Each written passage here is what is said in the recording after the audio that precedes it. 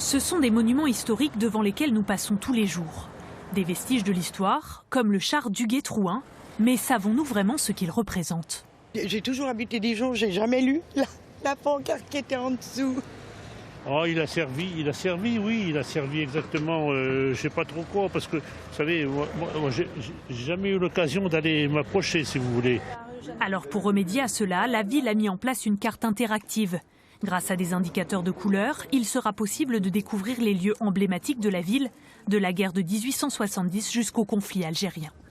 Alors là, on se trouve devant le bâtiment qui a abrité la Gestapo, donc la police secrète d'État pendant la Seconde Guerre mondiale.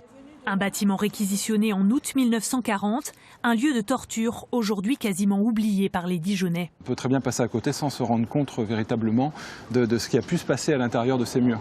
C'est précisément pour lutter contre l'oubli que la ville a pensé ce parcours mémoriel. Il s'agit de faire en sorte que les Dijonnais revivent leur histoire et puissent ainsi faire revivre aussi ce parcours mémoriel. Un travail important de collecte de données d'une trentaine de sites. Sur ce tableau, la barricade érigée dans la rue Janin en octobre 1870, symbole de la résistance des Dijonnais à l'invasion prussienne. Aujourd'hui, il ne reste aucune trace de cet événement et là encore, l'application sert à raviver la mémoire.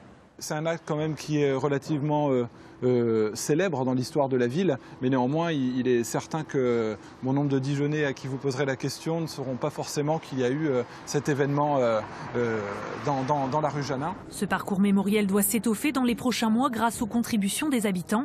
110 monuments doivent encore trouver leur place sur la carte de la ville.